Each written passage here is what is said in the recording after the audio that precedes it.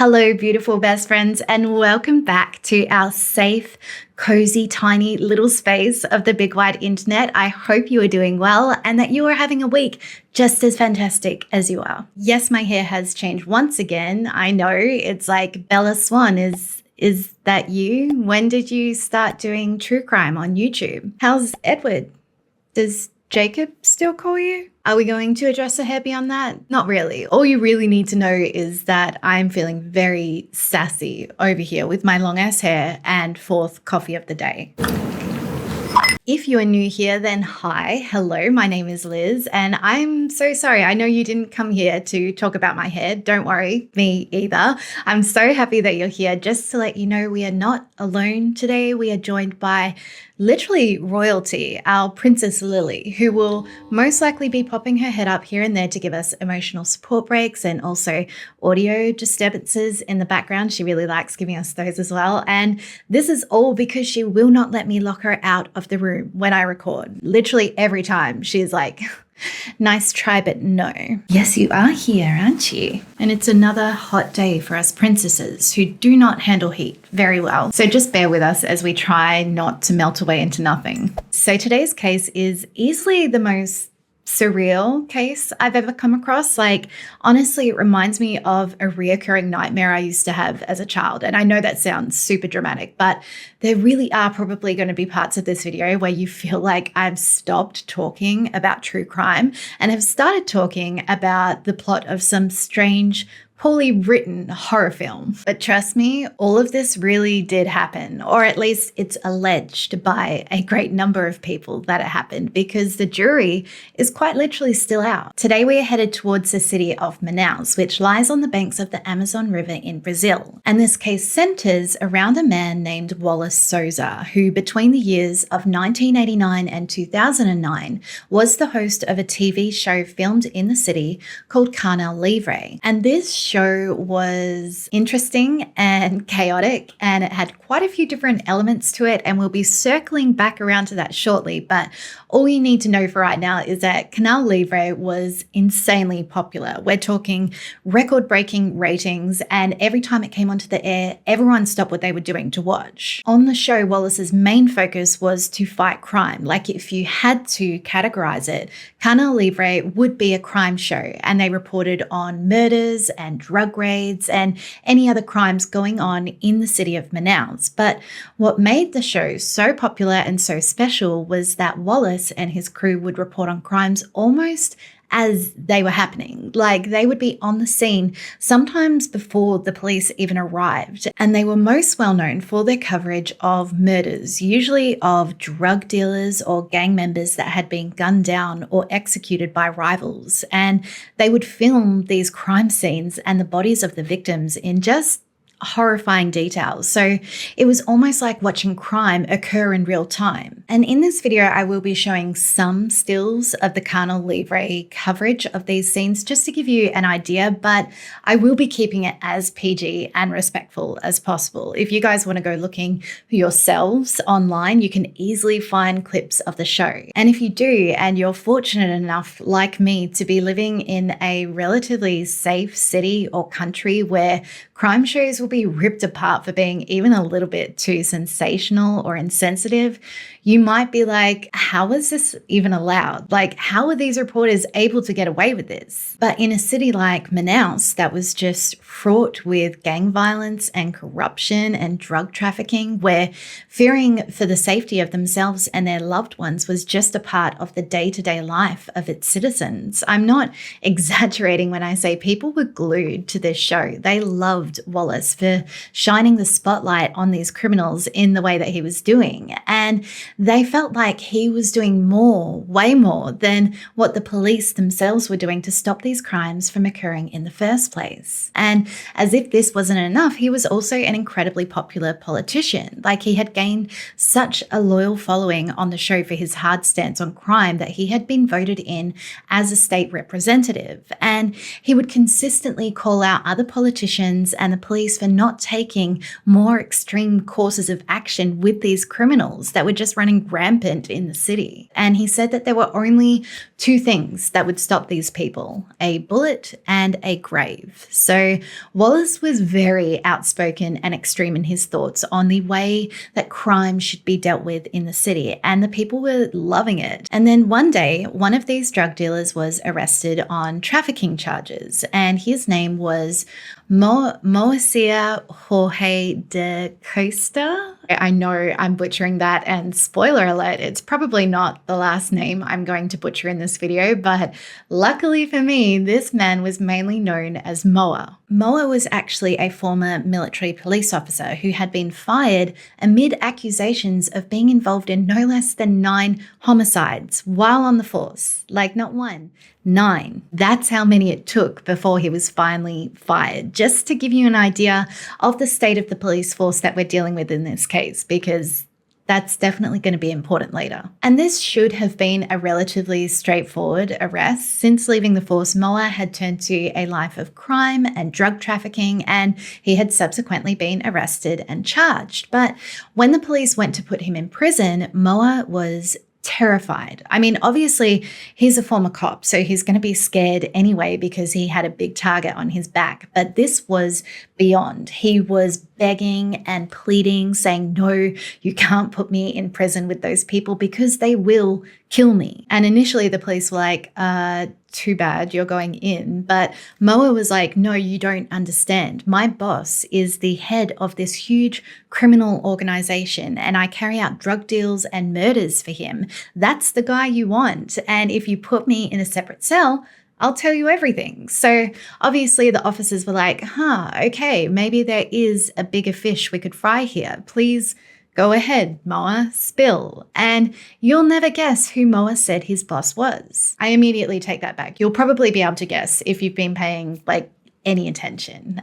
Moa told the police that his boss was WALLACE SOUZA, the crime-fighting hero of the people, the elected state representative. Yeah, Moa said that the reason that Wallace and his team were always the first to arrive on scene was because Wallace knew when and where these murders were going to happen because he had arranged them to boost ratings on his show. Before we go any further though, now that we have a very general idea of what we're dealing with, we are going to rewind back and get a better understanding of Wallace and his rise to fame, as well as everything leading up to Moa's accusations against him, and then the shit show that took place afterwards. So Wallace Souza was born in Manaus on the 12th of August 1958, and he came from pretty humble beginnings. As a young adult, Wallace became a police officer for a few years before he was fired for theft of petrol and also being involved in a pension fraud scheme, charges that you would have thought might have kind of hindered him from later becoming a member of the state government, but apparently it was all fine. Wallace said that all those allegations were fake, and instead he had been wrongfully accused of being involved in a college entrance exam fraud scheme that he had been investigating. After being fired from the force, Wallace worked as a reporter for a few years before starting the show Canal Livre in 1989. In English, Canal Livre translates to free channel, and honestly, that sums it up pretty well. It started off as a talk show / variety show genre, I guess. It's kind of hard to describe. There were musical performances and dance acts. There were games. There were recurring characters like a puppet that commentated on everything in the background. And there was also this man that was always angry and threw pies at everyone. But then amongst all of that, there was also investigative journalism and fighting for social justice going on. So the show was a little bit all over the place. You never knew what was going to happen, but it seemed like that was exactly what people loved about it. And Canal Livre really benefited the people of Manaus as well, because as if living in fear of all of the crime and violence occurring around them in a daily basis, most of them were also living in extreme poverty. So there were guests coming on the show asking for tires for their car because they couldn't afford to replace replace them and get to work. There would be people coming on the show simply to ask for food to feed their family. And Wallace would very generously give them these things, making sure that as the show became more and more popular and successful and it was reaching a bigger audience, that he was giving back to the local community. But then Wallace would also do things like create these sensations by planting a murderer in the crowd across from one of their victims' family members, just to televise the conflict that would ensue when they recognized each other. So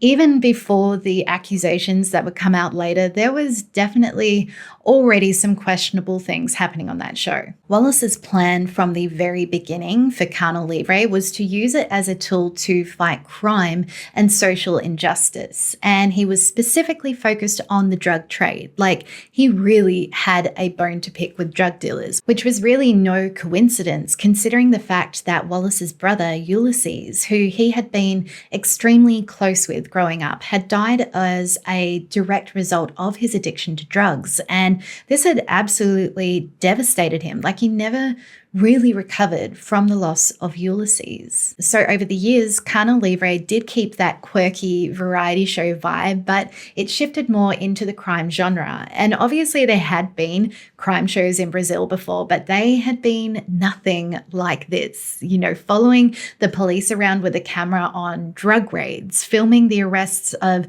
notorious and very dangerous criminals, covering a murder just minutes after it had taken place. And to begin with, it was literally just Wallace and his cameraman. There was no big team from the show or anything. Like, they'd be caught in the middle of shootouts, and also on the murder scenes, there was nothing to say that the killer wasn't still there lurking around. But Wallace quickly noticed that every time they covered cases like these, there would be a jump in their already record-breaking ratings. Like, the people of Manaus could not get enough, and so he ran with it, covering even more of these cases, to the point where over the years, Canal Livre became seen almost as an extension of the police force itself, except the people trusted Wallace and the show more and would call the show first before they called authorities themselves. There was this time when a man was holding an entire family hostage, including a small child. And when the police were called, he said that he wouldn't deal with them because he was terrified that they were just going to shoot him. And he told them that the only person he would speak with was Wallace. And so Wallace got the phone call in the middle of the night and he got himself over there, of course, with his camera crew so they could record everything. And Wallace negotiated with this man to let the family go if he would take their place. And then he let himself be led to this car at gunpoint, having no idea where he was going to end up or what was going to become of him. After a little while, once it was clear that the police was going to let this guy go, the gunman eventually let Wallace out of the car and sped off. And after Wallace went to the police station to give his statement, his very first move was to go straight to the recording studio so that he could relay his ordeal to his thousands of loyal viewers, you know, as if his popularity wasn't already through the roof. And eventually Wallace was like, hey, I know what I can do with all of this popularity. And while still hosting the show, Canal Livre, Wallace moved his hard-on-crime approach into politics, and he was very successful. Oh, hi. It's so hot. You melting? Yeah. The air is up as high as it will go. Wallace was first elected in 1998 to the Liberal Party for about a year before he took over leadership of the Social Christian Party. And then in 2000, he was elected to the Legislative Assembly of Amazonas as a state representative. And during that election, he received the highest number of votes ever recorded in Brazil's history. And he broke records when he was voted in again in 2002 and again in 2003 when he was made parliamentary. So all of this goes to say that Wallace Souza was incredibly well liked in Amazonas. He was at the peak of his career and he had his eyes set on an even higher government position of Secretary of Security. And he probably would have been successful in achieving the role if things had continued on the same path that they had been. But of course they didn't, because in 2009, everything came to a screeching halt with little old Moa's testimony to the police that Wallace was a part of the very same criminal circles that he claimed to be eradicating. And as well as accusing Wallace of orchestrating at least 5 of the very murders that he had covered on his TV show, Moa also accused Wallace of not just drug trafficking, but keeping some of the large amounts of money seized during the drug raids that he reported on. And it really did seem that the police were very quick to jump on board with these accusations, despite Moa being a little bit of a shady character himself, probably because Wallace had been throwing shade at the police on air, saying that they were corrupt and not doing enough to protect the people. You know, like, there's a slight chance that 2 decades of that might have rubbed a few police officers the wrong way. But also, Wallace was already on the police's radar anyway, because they had begun to feel like there was something fishy going on with the Canal Livre crew, because no one could figure out exactly how they were always the first ones on scene and how they seemed to know so much about the murders when they arrived. Like, there was this one particular instance where one of the reporters from the show was covering a scene where a body had been found that had been burned beyond all recognition. And it had happened very recently, as in this body was still smouldering. And yet somehow this reporter was able to say, firstly, that the body belonged to a man, that the man had been set alight in the middle of the night, meaning he knew when the man had died. And also he specifically said that the man didn't have any bullet wounds. And it was just like, how could you possibly know all of that if you just arrived on the scene? It didn't make any sense. There was another case where a drug dealer had been shot multiple times by a rival dealer, and the Canal Livre crew turned up on the scene while this man was still alive and writhing around on the ground in absolute agony, slowly bleeding to death. And the reporter said that they waited there with this man for a whole hour, but neither the police or an ambulance ever showed up, and he eventually died, which, I mean, is already distressing enough, both that this man's death was reported on in real time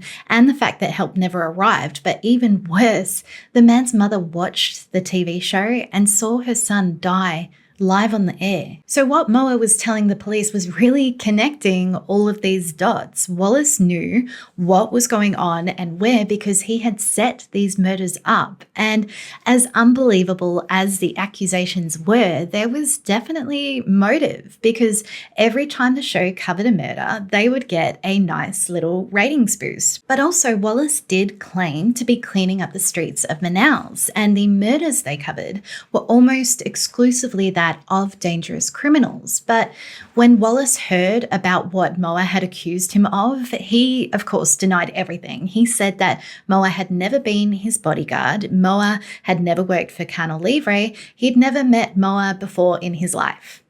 End of story. But then the police magically received this picture of Wallace and Moa chilling together in Wallace's pool at his house. And Wallace was like, oh, my bad. I got confused because I know that guy as Jorge, not Moa. But still, everything he's saying is fake. He's not my bodyguard. He just does jujitsu with my son, Raphael. So he was just at my house for a barbecue and we had a swim together. The police, of course, were entirely unconvinced by this story behind the photo, so they continued investigating Moa's claims, going so far as to set up a task force, which they called the task force.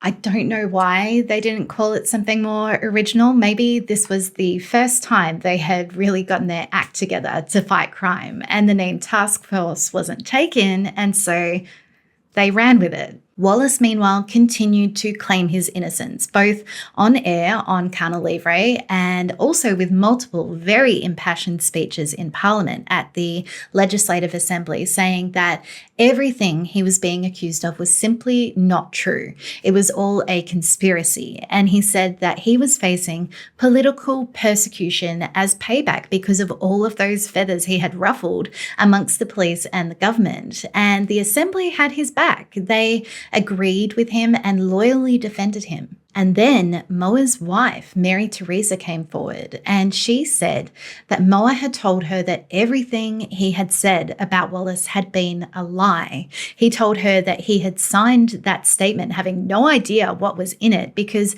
he had been tortured for hours by the police into admitting to things that he had never done and into saying that he was a hitman for Wallace. And he said that the man that had been in charge and dealt out this torture had been none other than the Secretary of Intelligence, Dr. Tomaz, who was now heading up the task force working to take down Wallace. And after his wife came forward, Moa also confirmed these claims of torture. He said that the police had told him that if he didn't go along with their story, they would shoot him and say that they had had no choice because he had tried to escape. And he said that the photo was a fake and that he had never met Wallace. So Wallace was like, see, I told you guys it's all lies. And the Legislative Assembly was super relieved, and so were the people of Manaus. And Wallace was a hero of the people once again. For about 5 minutes at least, because not much later, Moa's wife, Mary, retracted her first statement about Moa being tortured. And she said that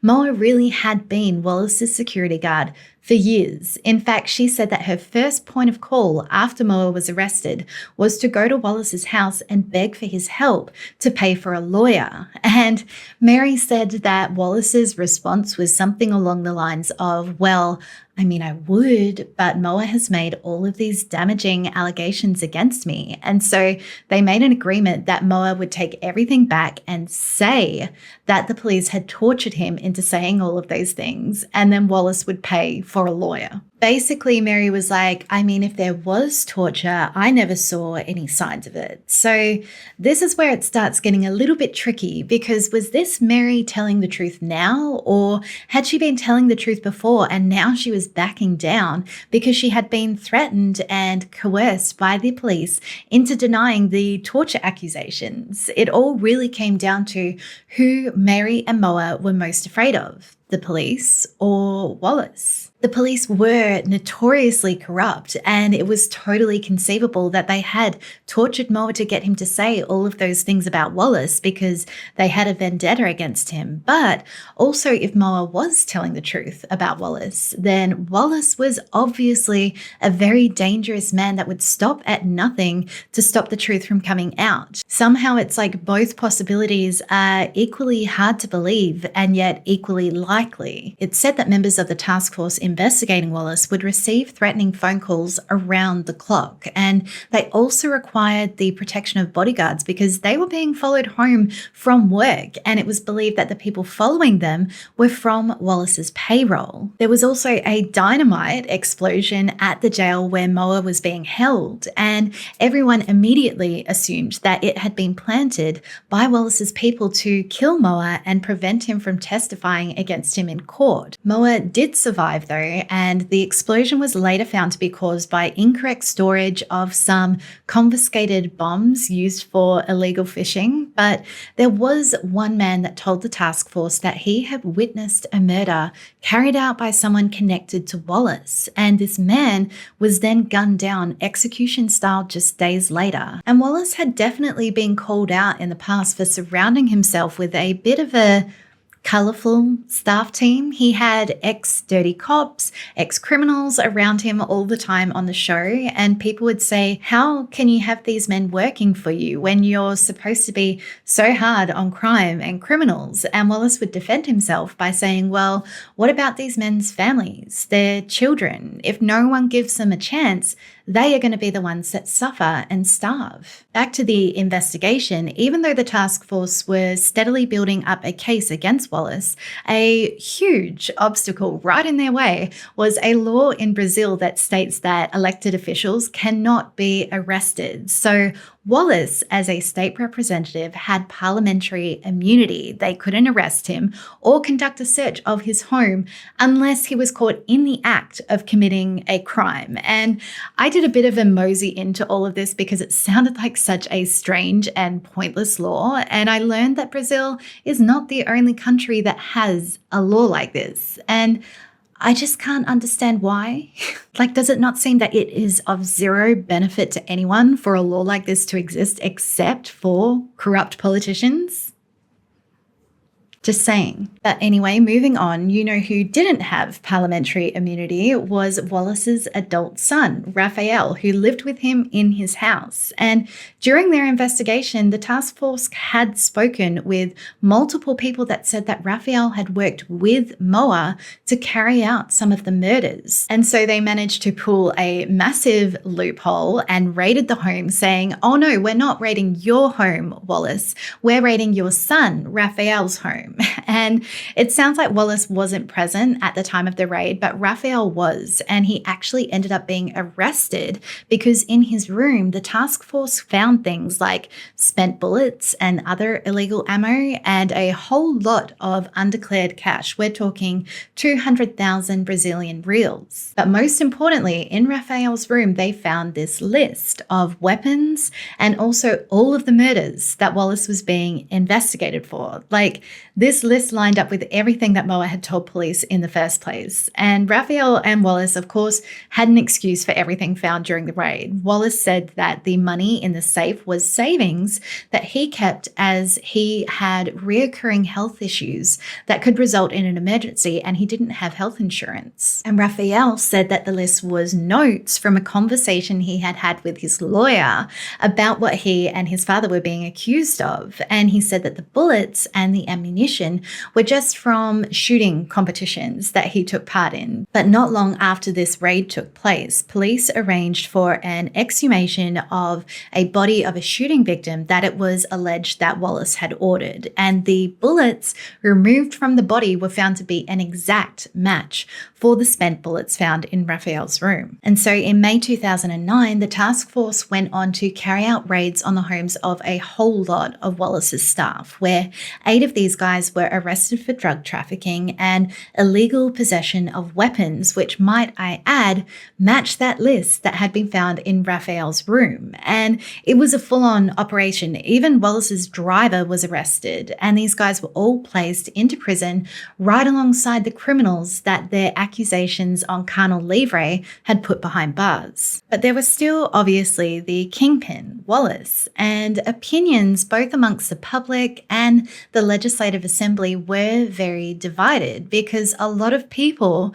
were just finding the whole thing way too hard to believe, understandably. And there was a theory that maybe it had just been Raphael and Moa that carried out the murders and that Wallace had no idea what was going on. I mean, all of the evidence had been found in Raphael's room after all. And also, what kind of father would have enlisted his own son to carry out murders for ratings for his TV show? And so this, of course, was the angle that Wallace was working while still very loudly proclaiming his innocence on Canal Livre. You know, just how ridiculous the accusations against him really were. And when the show was shut down, he then just moved to his other soapbox, the Legislative Assembly, where he gave speech after speech filled with very tearful and passionate claims that he was the victim of a conspiracy created by a corrupt police force that were determined to destroy him politically. And the Assembly did still back Wallace, albeit a little less enthusiastically as time went on and more evidence and statements came out. And clearly all of this pressure that Wallace was under eventually got to him because he ended up being hospitalized for stress-related health issues not long before the lead prosecutor on the case presented their 500-page dossier of all of the evidence against Wallace that the task force had uncovered during their investigation. The accusations in this document included witness intimidation, forming a criminal organization, drug trafficking, and arranging the murders of anywhere between 5 and 19 drug dealers. And another accusation that would later be added to this list was that Wallace had attempted to arrange the assassination of a federal judge for their role in the investigation and arrest of one of his associates. So it was definitely looking pretty dire for Wallace, and he knew he was at serious risk of being impeached, meaning he would officially lose his parliamentary immunity and be free game for prosecution. And so even though he could have given a statement from hospital to address the allegations against him, on the 7th of July 2009, he demanded to be rolled in on a stretcher to the ethics committee hearing to give his statement in person, which was very dramatic. It caused a whole lot of commotion amongst the press and the public, with half of the people feeling sorry for Wallace and the other half feeling like he was using his illness to stir up pity and controversy. But if this was the case, it definitely didn't have the desired effect, because in October, after he gave yet another very emotional speech proclaiming his innocence, the Assembly voted 16-4 to impeach Wallace, officially stripping him of his immunity, meaning he was now just a common citizen, and a warrant was immediately issued for his arrest. But Wallace didn't just hang around and wait to be arrested, of course. He instead went on the run, and a 4-day-long manhunt ensued, where there were multiple raids and borders closed before Wallace was eventually found holed up in a friend's house, and he voluntarily turned himself in on the condition that he be placed in a separate cell away from all of the dangerous criminals that he had had a direct hand in placing behind bars over the years. When his first court appearance rolled around, Wallace didn't show because he was in hospital in Sao Paulo and declared unfit to appear by his medical team. But when the lead prosecutor came to him in hospital for a cross-examination, Wallace still swore that he did not know Moa. He said he had never met him, even though this was in direct conflict with statements from multiple witnesses who appeared in court and testified that Wallace did know Moa because he was his security guard. And they all said that they had seen Moa following Wallace around all the time, especially on assignments for the show. And speaking of the show, there were mixed reports about who exactly knew what and how much everyone else in the staff was involved, if at all. Vanessa Lima, who had been the producer of Canal Livre for years and years, said that Wallace was completely innocent, and she said that she even handed in evidence to the task force to prove it. This evidence was a recording of a phone conversation between Vanessa herself and a woman named Patricia, who ran a drug trafficking ring with her brother. And during this phone call, Patricia said that no one in the area where the murders had taken place believed that Wallace was the one responsible because they all knew the guy that had actually done it. But despite handing in this evidence that supposedly proved Wallace's innocence, Vanessa was actually arrested and placed in jail for months. And she says this is because she refused to cooperate with the task force and testify against Wallace, even when she was questioned for hours on end and threatened at gunpoint by the police. But again, this is an instance in this case where there are 2 or sometimes even 3 sides to every story, because these times where Vanessa says she was questioned at gunpoint, everyone else that was present, including her attorney who was there with her, says that there was no guns and that Vanessa's rights were never violated in any way. And then there's also this video of Patricia, the drug dealer, in the phone recording that Vanessa submitted, where Patricia tells the police that Vanessa paid her to say those things in that phone call, that everyone where the murders took place thought that Wallace was innocent. But then again, in this same video, if you keep watching, Patricia, who is very clearly under serious duress, is threatened by the police that she's going to go to jail and she's never going to see her kids again. So it really is just so hard to tell who's telling the truth. Vanessa went on to claim that Patricia later approached her in the prison that they were both being held at and told her that she had been tortured by police into denying everything she had said in that phone call, and that Patricia was then killed the very day after she was released from prison. Back to Wallace though, on the 29th of March 2010, it was decided that there was enough evidence against all of the defendants, including Wallace himself, his son, Raphael, and Moa, for a jury trial. The thing about this case against Wallace and his crew though was that it rode almost entirely on the testimonies of drug dealers and other criminals, some of whom were directly related to the alleged victims, which obviously doesn't go to say that they were lying, but if if Wallace really was innocent, then these were people that had a very direct interest in seeing him put behind bars instead of on the air broadcasting their crimes to the world. And so one of the prosecution's star witnesses was an ex-reporter from Canal Livre, Giselle Vass, because she wasn't a criminal. And so a lot more weight was placed on her testimony. And Giselle told the court that Wallace definitely did know Moa because Moa was his security guard. And she also said that over the years that she had worked on the show and reported from all of these crime scenes, she had realized that something was definitely up and there were dodgy things going on in the background. Giselle said that there were these occurrences where she would be reporting from what was supposed to be a drug raid, but she noticed that the police would be forcing their way into these people's homes without a warrant. And if no drugs were found, someone would say something like, bring it in from the car. And then the story would go on and go forward as though those drugs had been found inside that house. We're talking literal fake drug trafficking setups. And Giselle claims that she saw a lot of innocent people go to jail. However, Giselle also claims, just like Vanessa, the producer of the show, that she was threatened by the task force with jail time if she didn't cooperate with their efforts to put Wallace behind bars. So again, it's hard to tell. Was Giselle telling the truth, or was she just terrified of losing her family and going to prison if she didn't tell the task force what they wanted to hear? Because I've got to be honest, if given the choice between being thrown in a Brazilian jail and being separated from my child for an indefinite amount of time, or saying that my boss did bad things when God knows he was probably going to go down anyway, I would sing like a mother frickin' bird. Like, you probably wouldn't even need to push me that far. And as the trial continued, it really did seem like Wallace was going to go down for the horrific crimes he was being accused of. However, on the 27th of July 2010, there was a turn in the case that no one saw coming. Wallace had not been present for any of the court proceedings as his health had deteriorated to the point where he couldn't leave his hospital bed in Sao Paulo. He had lost so much weight where he was gaunt and frail, but also his abdomen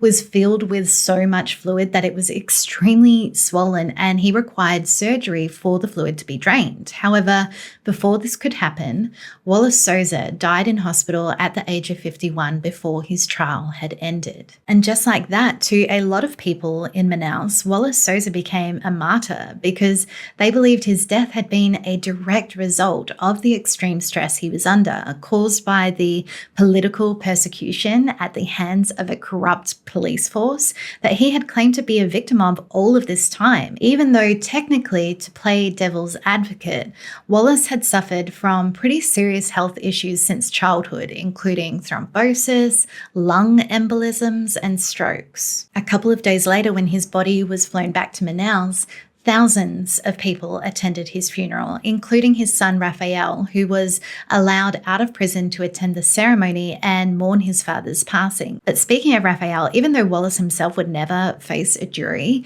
Raphael and Moa and a couple of others were still facing trial for the murders they were accused of carrying out on Wallace's command. And at the trial, the testimony everyone was holding their breath for was that of Wallace's main accuser, Moa, because of course it had been his statement that had sparked the whole investigation in the first place, but Moa had also changed his story multiple times. So of course everyone was wondering what story Moa was going to tell on the stand under oath. And when the time finally came, Moa shocked everyone by testifying that the police had tortured him into saying all of those things about Wallace, that it had been lies all along. In the end, Moa was found innocent of all of the murder charges, although because of the other charges against him for drugs, he still had about 7 years prison time ahead of him. The other defendants were also all found innocent, except for Raphael, Wallace's son, who was found guilty for just one count of murder. It's unclear exactly which murder Raphael was found guilty of, but I imagine it was the one where the bullets found in his room matched the bullets found in the victim's body. And so he was sentenced to 9 years in prison. And this was a very controversial decision made by the judge that caused quite a stir because Wallace's loyal supporters said it was just a case of, well, if you can't punish the father, punish the son. But Raphael ended up serving 6 years in prison and was released on parole in 2015. And that should have been the end of it, but there was one final, very brutal twist in the case that took place just outside of Manaus on New Year's Day 2017, almost 7 years after Wallace's death, at Compage Prison, where Moa was still serving out his time. And Moa was due for release very shortly, so his wife Mary had been there that very day to visit him, and they had spoken all about their plans for the future when he got out. But it was a couple of hours after Mary left at about 4:08 p.m. that all hell broke loose, and there was, for lack of a better term, a riot, but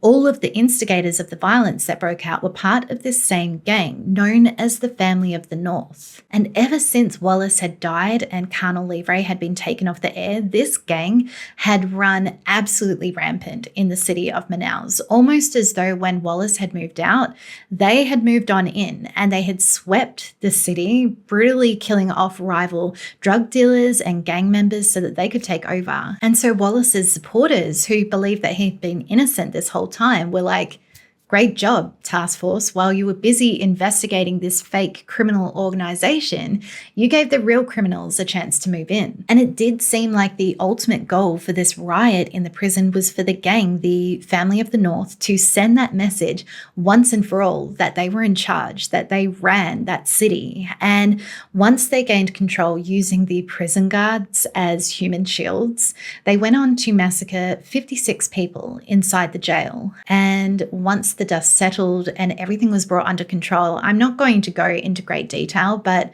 the way that these people had been killed and the condition that their bodies had been left in was scarring to the police and other emergency personnel that reported to the fallout of this riot. One of the victims of the riot was Moa, who was set alight and burned alive inside his jail cell, but it's unclear whether he was targeted because he was a former police officer or if it was because of his connection with the WALLACE SOUZA case. And I don't know where you guys are sitting right now, whether Wallace was guilty or innocent of the crimes he was accused of. I know for me personally, when I first heard about all of this, at first I was in complete disbelief, but then I was completely convinced that Wallace was guilty because, to be honest, a lot of the media out there surrounding this case presents it as fact that Wallace did commit murder for ratings. But then I watched the documentary series Killer Ratings on Netflix, all about the case, and the big reveal at the end,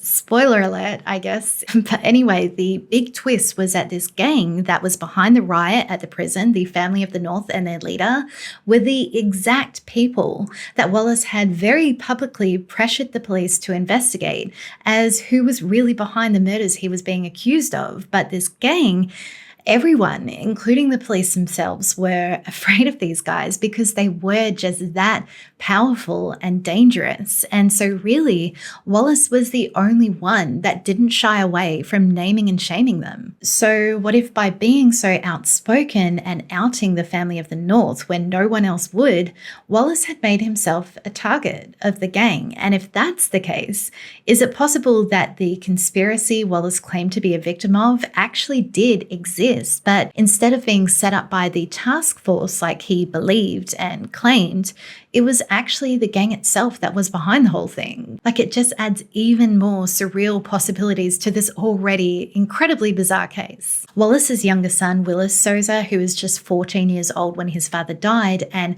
completely believes that he was innocent, has kind of followed in Wallace's footsteps. He ran for Congress in 2018, and while at the moment he just mainly does investigative reporting videos on Facebook, it's pretty clear that if he ever wanted to take it mainstream and have his own show, he would have a very large, loyal audience waiting for him and ready for it. But as usual, I would love to hear your guys' take on this case. Like, for real, do you think that Wallace really did carry out murders for ratings, or is it just way too insane to believe? Because honestly, when it comes to the people of Manaus, and also on a more global scale, because the story did make international headlines back in 2009 and 2010, I feel like it's pretty 50-50 on what people believe. Like I said, though, I'm still pretty undecided. I am all over the place on this one, and I want to talk it out with you guys. So this hangout does not have to end here. We can just meet up in the comments below and talk about our feelings. I hope you guys enjoyed this video. If you did, you can let me know and help me out all in one move by giving this video a big thumbs up. And if you are still watching and you're not already subscribed, then I would just love if you did that, and we can make this a regular thing and be best friends forever and ever and ever, and like ride off into the sunset together and braid each other's hair. Like, that's just where I see this whole thing going. Hi, have you come to say bye? Yeah, they all came to see you. I know they all came to see you. It's fine. Thank you so much for hanging out with me and Lily today. We love and appreciate you so much. Have a magical week, and we will be counting down the hours until we see you in the next one. Bye.